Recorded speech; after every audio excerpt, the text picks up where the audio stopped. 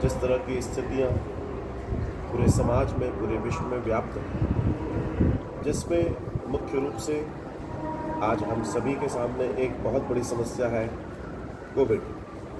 और मैं समझता हूँ कि आप सब इससे परिचित हैं, बच्चा-बच्चा परिचित है। ये एक अच्छी बात है कि हम इससे परिचित हैं और ये परिचय होना बहुत आवश्यक है।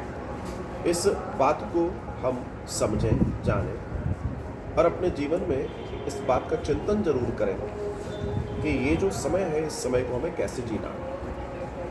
इस समय को जीने का निरंतर ता से आप जी तो रहे ही हैं, लेकिन इस समय को जीने का सबसे सुंदर साधन है सकारात्मकता। और जीवन में जितनी सकारात्मकता हम अपने रखेंगे, ये आप समझ लीजिए कि वो आपके लिए उतना उन्नत, उतना सुंदर हो सकता है। आज दुनिया में ऐसा कोई भी लक्ष्य नहीं है जो मनुष्य नहीं पा सकता। कोई भी लक्ष्य ऐसा नहीं है जो मनुष्य नहीं पा सकता है। तो मेरा निवेदन आप सभी भक्तजनों से और सभी से एक ही है कि ये घबराने का समय नहीं है, ये धैर्य का समय है। और इस समय में आपको अपने चिंतन को बढ़ाना है, अपने भजन को बढ़ाना है। क्योंकि जितना आपका भजन बढ़ेगा, जितना आपका चिंतन बढ़ेगा, उतना आपके अंदर सकारात्मकता भी बढ़ेगी। और जितनी सकारात्मकता आपके अंदर होगी, आप ध्यान रखिएगा, आपका कोई भी बैक्टीरिया, वायरस कुछ भी नहीं बिगाड़ सकता, कुछ भी नहीं। और ये दर्शन आपके अंदर होना बहुत आवश्यक है। क्योंकि अगर आपकी पॉजिटिविटी बहाल है, तो आपके अंदर जो केमिकल रिएक्शंस हैं, वो इतने मजबूत होते हैं कि उन पर किसी और तरह का केमिकल काम नहीं कर पाता। तो इस बात का अभ्यास आपको ज़रूर करना है। लेकिन इस अभ्यास में जो सबसे महत्वपूर्ण चर्चा है, वो मैं बात करूँगा अध्यात्म की। जैसे आपने देखा होगा, हम निरंतर कथाएँ सुनते हैं और निरंतर कथाएँ सुन रहे हैं, निरंतर कथाएँ सुन रहे हैं, निरंतर कथाएँ सुन रहे हैं। For what? हम किस लिए निरंतर कथाएँ सुन रहे हैं? ये एक बड़ा विज्ञान है। जिस चीज़ को हम जितना रूटीन में, जितनी निरंतरता से वॉच करते हैं, सुनते हैं, अप्लाई करते हैं, वैसा वातावरण हमारे आसपास क्रिएट होता है। इंग्लिश में एक कहावत कही जाती है, we are the product of our association.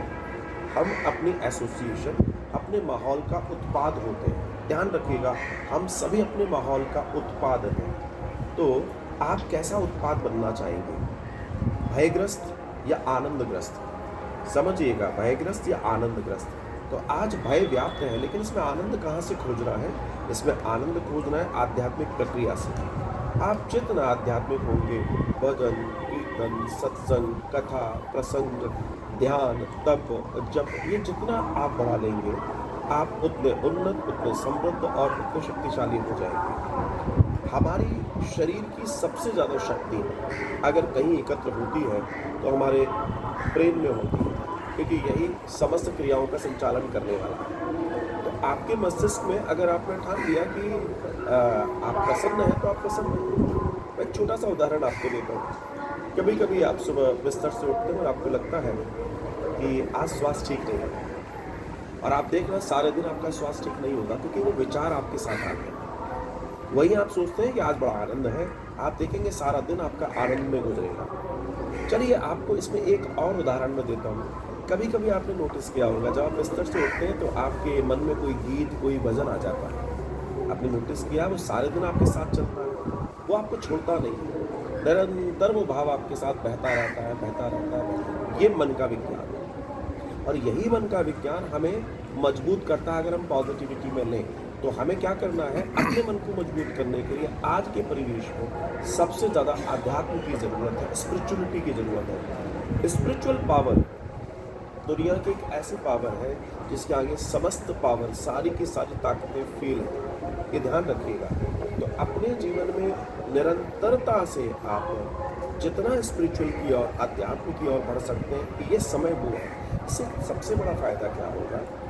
आपका चिंतन जब आध्यात्म में जाएगा, तो फिजूल के चिंतन से हट जाएगा। जब आप कथा सुनते हैं, रेगुलर कथा सुनते हैं, रेगुलर कथा सुनते आ रहे हैं आप, प्रभाव क्या पड़ रहा है? धीमे धीमे आपका ईश्वर के प्रति प्रेम बढ़ रहा है। ये मनोविज्ञान है। हम जिस चीज़ की निरंतरता में रहेंगे, उसमें हम परिपक्व होते हैं। आप सब जानते हैं, जिस भी चीज़ की हम निरंतरता में हैं, उसमें हम परिपक्व होते हैं। एक बच्चा जब क्लास में एडमिट होता है, उस समय की स्थिति उसकी अलग होती है, लेकिन उसके शिक्षक के द्वारा जो उसको होमवर्क दिया जाता है, जो वो पढ़ाई करता है, धीमे धीमे धीमे धीमे वो परिपक्व होकर एग्ज़ाम देता है और उसमें उत्तीर्ण होता है। ठीक इसी तरीके से हमें किन चीज़ों में उत्तीर्ण होना है, बहुत ध्यान देने वाली बात है। आपको उत्तीर्ण किस विषय में होना है? आपको उत्तीर्ण होना है अपने आप में। अपने आप में मतलब आपकी उन्नति क्या है? हम क्यों आए हैं? हमारा आने का मतलब क्या है? हमें ईश्वर ने क्यों भेजा है? ये चिंतन अपने आध्यात्मिक यात्रा से जानने का प्रयास ज़रूर कीजिएगा। सत्संग से जुड़े रहें, सत्संगियों से जुड़े रहें, क्योंकि आपकी एसोसिएशन जब तक बहुत अच्छी नहीं होगी, आपके ऊपर वो क्रियान्वयन नहीं हो सकता जो आप चाहते हैं।